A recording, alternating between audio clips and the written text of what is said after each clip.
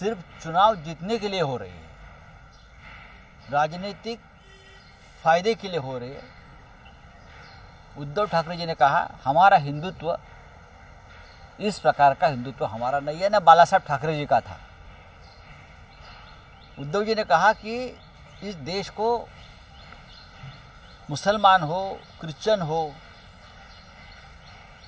सभी कम्युनिटी को घबराया डराया जा रहा है और हिंदू और कम्युनिटी में एक स्प्लिट दरार पैदा की जा रही है। इससे देश को खतरा है, देश टूट जाएगा। मुसलमान इसलिए हमारे साथ है आज पूरा देश का, खास करके महाराष्ट्र की बात हम कर रहे हैं कि बहुत से मुसलमान नेता, मुसलमान कार्यकर्ता, गरीब मुसलमान, सामान्य मुसलमान हमारे पास आता है और कहता है कि हम आपके साथ हैं।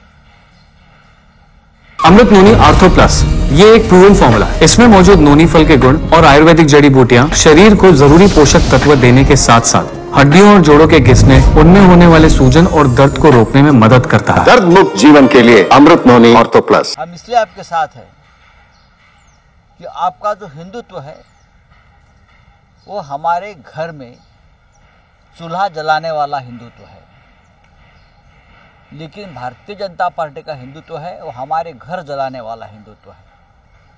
इसलिए हम आपके साथ हैं और ये बहुत बड़ी बात है। अब देश में घर घर में जात धर्म के आधार पर नहीं तो मानवता के आधार पर, गरीबी के आधार पर घर घर में रोजगार मिलना चाहिए, चूल्हा जलना चाहिए, हर हाथ को काम मिलना चाहिए। यह हमारा हिंदुत्व है। राम के साथ काम भी होना चाहिए लोगों का, यह हमारा हिंदुत्व है। हमारा हिंदुत्व हम यहाँ इस देश में हिंदुओं का पाकिस्तान या ईरान नहीं होने देंगे। ये देश बहुत बड़ा देश है। कल सर शरद पवार जी का बयान आया इलेक्शन कमीशन को लेके, कहा कि सिंबल भी छीन लिया गया, पार्टी भी छीन ली गई और दूसरों को दे दी गई। इस तरह से ये तो सही है ना, जो शिवसेना का बारे में जो निर्णय हुआ है वही राष्ट्रवादी कांग्रेस के बारे में, एनसीपी के बारे में हुआ है। एक असेंबली से या जिसे हम पार्लियामेंट्री पार्टी है उससे 10-20 लोग टूट जाते हैं और वो पार्टी के मालिक बन जाते हैं। जैसे कि यहाँ से कोई 10-12 लोग जाएंगे हाथ में हथियार लेके दूसरे देश में और वहाँ अंदर घुसकर कहेंगे ये देश हमारा है। ऐसा होता है क्या?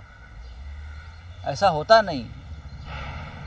लेकिन इलेक्शन कमीशन, न्यायालय, गृह मंत्रालय सभी एक दिशा में काम कर रहे हैं कि और कोई पार्टी भारतीय जनता पार्टी के सिवाय इस देश में नहीं रहनी चाहिए। जो रहेंगे वो हमारे गुलाम बनकर रहेंगे। सर एकनाथ शिंदे आता विधान करतायत की दाढीने काडी फिरवली तर तुमची लंका जळेल। उद्धव ठाकरे यांनी जे काही विधान काल नाही, लंका त्यांचीच आहे। आम्ही हनुमान आहोत सगळे। लंका ही रावणाची जळते, त्यांना माहीत नाही। रामाला दाढी नव्हती, दाढी रावणाला होती। त्यांना रामायण वाचावं लागेल, त्यांना महाभारत वाचावं लागेल। काय आहे की या महाराष्ट्राला सुसंस्कृत मुख्यमंत्री कायम मिळालेले आहे।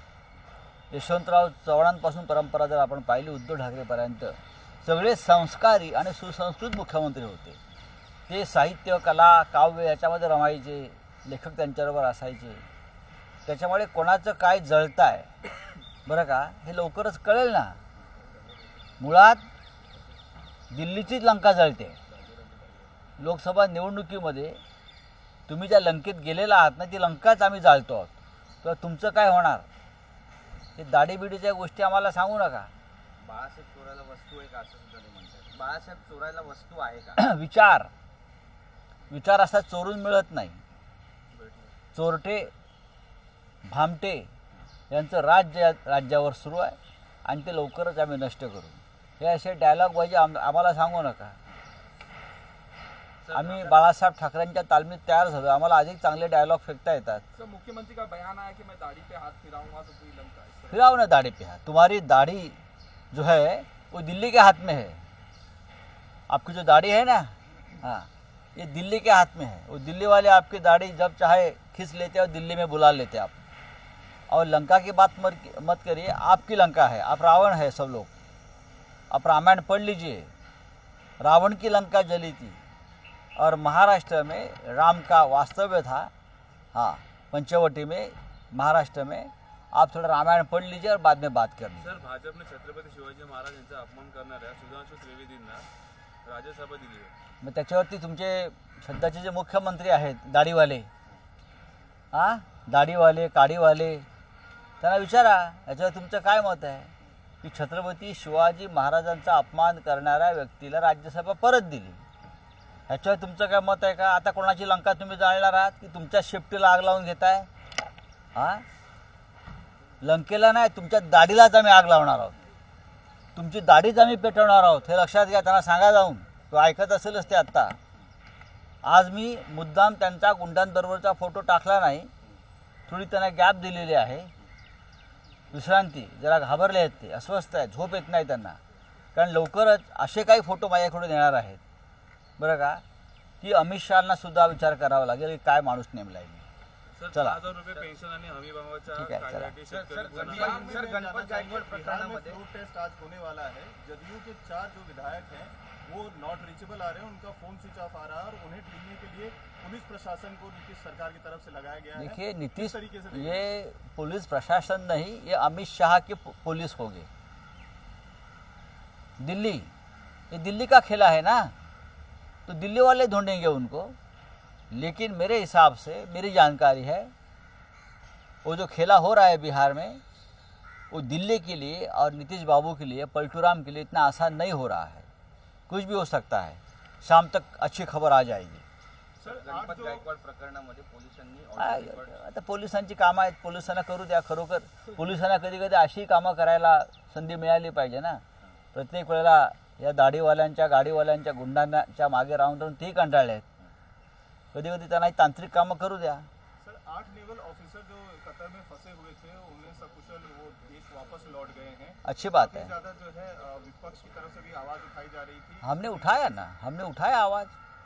अब आ रहे हैं तो उनका स्वागत है. चलिए. पंकजा मुंडे यांनी खासकर व्यक्त केली आहे, माझ्यासोबत राजकारण